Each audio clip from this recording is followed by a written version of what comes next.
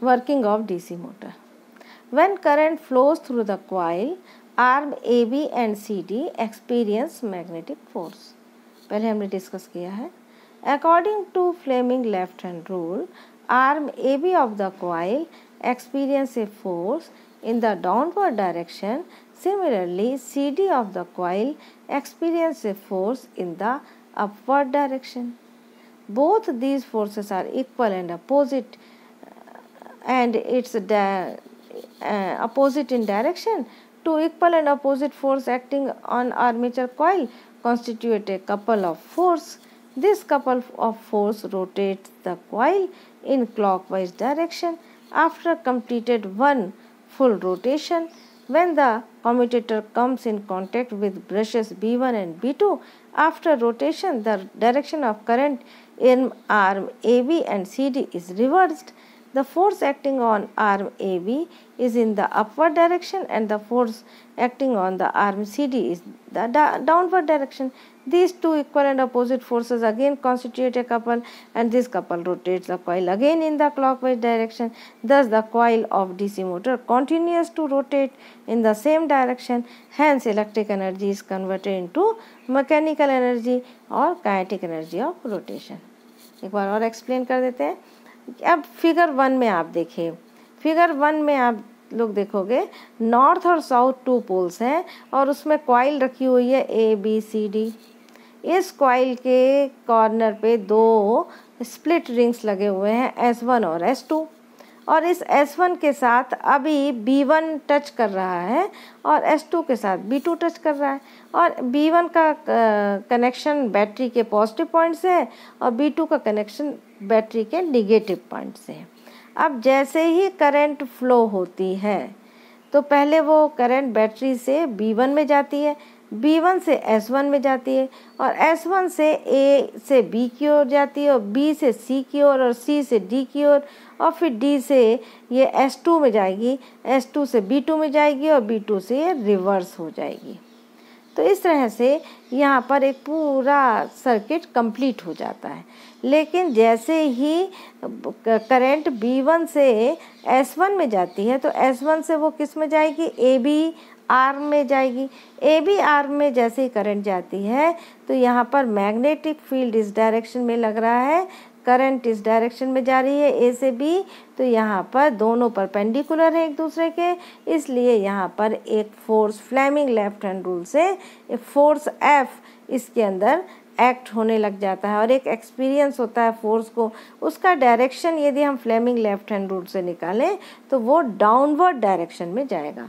तो downward direction में force act करने लग जाता है. इसके बाद BC, ये करंट कहाँ जाती है, BC. अब BC में जब करंट जा रही है तो वो करंट का डायरेक्शन और मैग्नेटिक फील्ड का डायरेक्शन दोनों कैसे हैं, पैरेलल है. अब दोनों पैरेलल है इसलिए थीटा इज इक्वल टू 0, तो यहाँ पर कोई भी फोर्स जो है वो अप्लाई नहीं होगा, क्योंकि साइन 0 इज इक्वल टू 0, तो फोर्स इज इक्वल का फार्मूला है BIL साइन थीटा, तो यहाँ पर फोर्स जो होगा वो 0 हो जाएगा. अगेन अब करंट C से D में जा रही है. जब C से D में करंट जाएगी तो यहाँ पर भी यह करंट मैग्नेटिक फील्ड के परपेंडिकुलर डायरेक्शन में है, लेकिन AB के अपोजिट डायरेक्शन में. जैसे AB आर्म में थी उसके अपोजिट डायरेक्शन में करंट फ्लो हो रही है.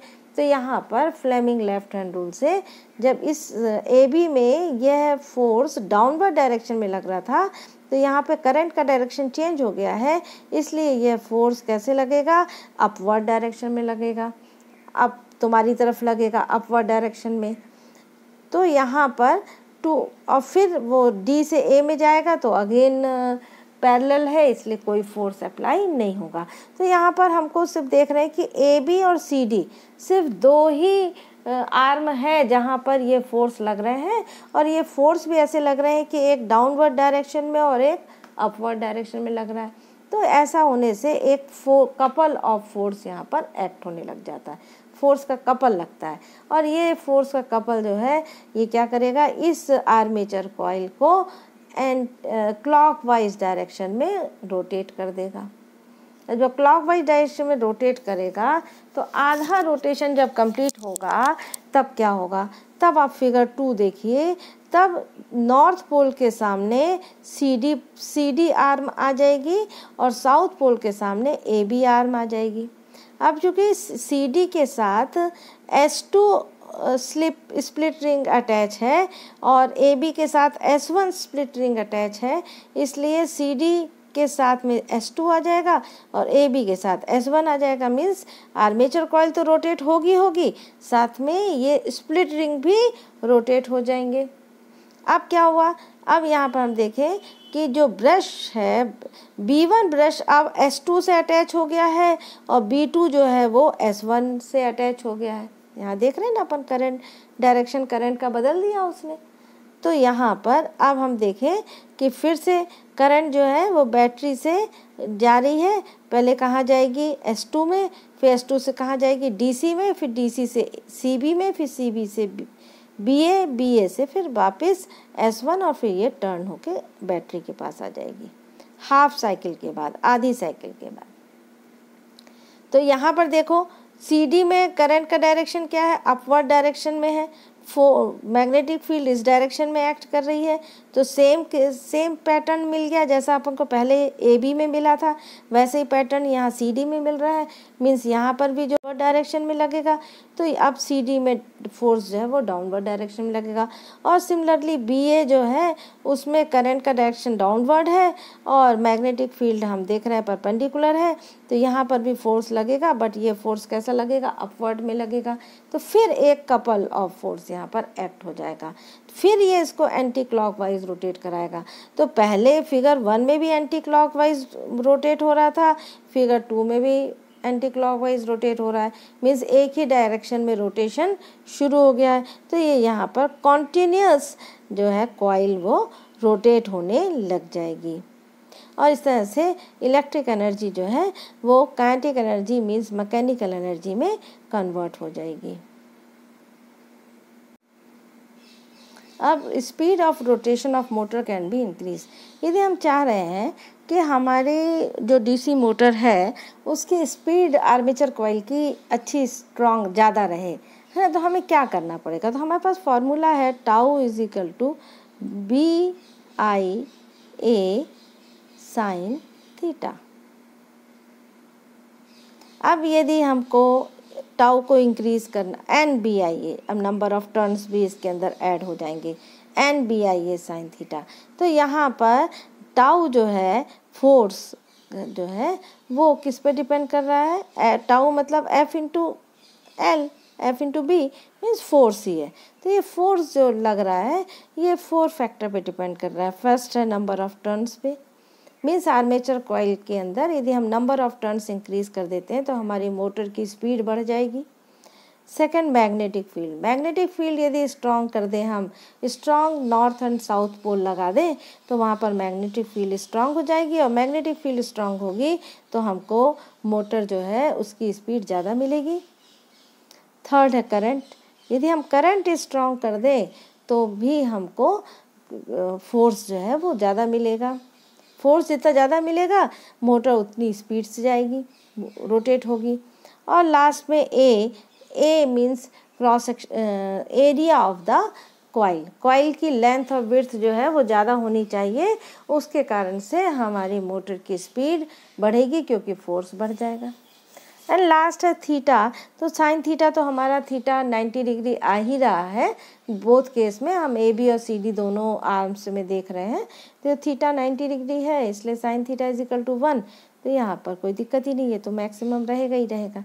तो इस तरह से 4 फैक्टर्स NBIA, इन चारों में यदि हम चारों को इंक्रीज़ कर सकते हो, ये भी एक लिमिट तक इंक्रीज़ होते हैं, तो हम उससे DC मोटर की पर फोर्स इंक्रीज़ कर सकते हैं और फोर्स इंक्रीज़ होगा तो स्पीड इंक्रीज़ हो जाएगी।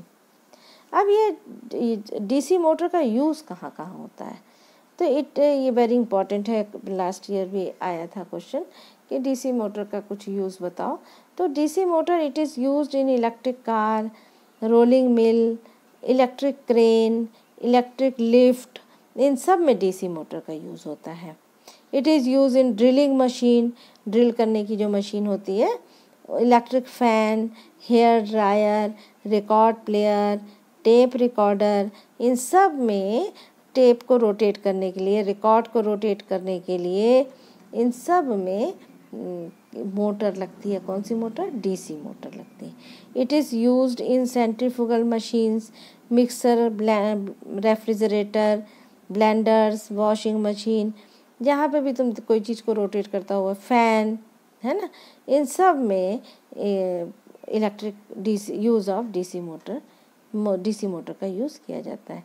तो इस तरह से तुम लोग का आज का चैप्टर कंप्लीट है, DC motor and its construction, working and it's uses.